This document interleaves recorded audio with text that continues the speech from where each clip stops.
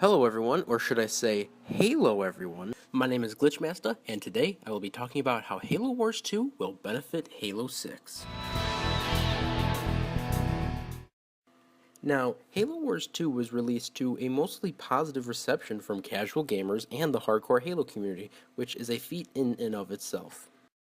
I'm not saying that it's a perfect Halo game, but it's a start to taking Halo 6 to the level of an original Halo trilogy game. A primary reason for this was the introduction of the Banished. The Banished are very new and very exciting. Now don't get me wrong, the Covenant was a fun faction to fight back in the day, but the thing is, they've just grown stale, and Jolim Dama's Remnant faction really just didn't pan out too well. And when we go to the point of new and exciting, we have the leader of the Banished himself, Atriox. Now, the mighty Atriox is quite intimidating, yet he has a mystique about him, which makes us really want to see more of him. Plus, let us not forget this amazing Atriox fact. What is that fact, you ask? Well, just let it be known that Bender and Atriox are the same voice. He'll make his own faction with Blackjack, and the vehicles of the Banished are a return to the beloved classic Halo art style, which we will discuss a little bit later on. But the vehicles, they look old, and yet unique and new once again. With all the spikes and armor plating and whatnot that the new vehicles have for the Banished, I mean, they look like, even without firing their main weaponry, that they could completely decimate a UNSC army. Plus, one of the benefits with the Banished was that they introduced some much-needed newer vehicles into the Halo series that, if they were implemented properly, they could do quite the number in multiplayer, firefight, and in the campaign spectrum. And then the same qualities about old becoming new again, well, they can easily be said about the UNSC. The thing is, in the recent games, UNSC personnel have tended to prefer to run from a challenge instead of standing up, stepping up to the plate, and fighting to the bitter end. I mean, when Lasky encountered the Guardians in Cortana's might, he just ran. Throughout Halo Wars 1 and 2, when Cutter encountered the might of the Banished, the Forerunners, the Covenant, and even the Flood in the past, he decided to fight in true UNSC style. Speaking of true UNSC style, the classic art style that we mentioned earlier, that also affects the UNSC and for the better. You see, the Spartans, they look like they're tough, metallic, old-school, space commando-like selves again. In a move that was good for the Halo universe, the controversial redesign for the Pelican, that was altered into something more applicable to what hardcore fans wanted. What this turned into was the Mighty Condor, which is a great makeshift aircraft that proves just how Cutter is willing to go all out and get creative on the battlefield when need be.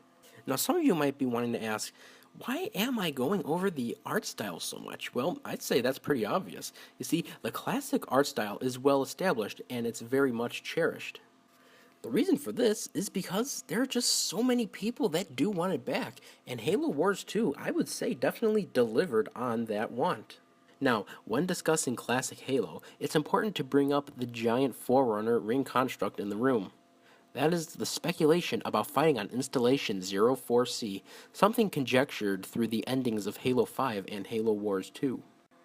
Now, we fought on Installation 04 twice. And we destroyed Installation 04 twice. And now with that Halo ring ending for Halo 5, and with the Guardian intercepting the ring at the end of Halo Wars 2, many signs point to the third time being the charm, mainly for Installation 04 becoming vital to Halo 6. And speaking of third times the charm, we should talk about the Master Chief. Now, the Master Chief proved that he was the hero that the universe needed for several games, through several years, and through legions of different enemies. Even though he has been going through some controversial changes in the games, just like the classic art style, he still remains in the hearts of millions and millions of fans. However, Steve Downes, the voice actor for the legendary Spartan, wants to soon retire, which will leave a very, very deep void in the main Halo series. Spartan Locke was intended to be a replacement for the Master Chief and pick up from where he left off later on in the series. However, fan backlash that quickly showed that Locke just isn't the right Spartan for the job. So now, the question that remains is, who truly is capable of having the torch passed down to them from the Master Chief himself? Through the events of Halo Wars 1 and 2, I would have to say that it's Spartan Jerome. See, he's a link to the old and the new eras of Halo, and he's been a pretty popular character since 2009. With that being said, Jerome, he was quite built up in Halo Wars 2, and if the torch was indeed passed to him to continue with the Halo franchise, then I would like to see him finish the fight. Now, in my opinion, Halo Wars 2 was a pretty good game. We got the Banished, we got the UNSC's change of attitude, we got the return of the classic Halo art style, and the seeds were planted for Spartan Jerome to take over the Halo franchise from the Master Chief. I would go so far to say that the journey that we had in Halo Wars 2, as well as with past Halo titles even, well, it's going to have quite the impact for Halo 6. Thank you for watching my video. If you agree or disagree with anything that I said or have something to add, please leave a comment below. And don't forget to share, leave a like, and subscribe. You can also follow me on Twitter here. My name is GlitchMasta, and I will see you next time.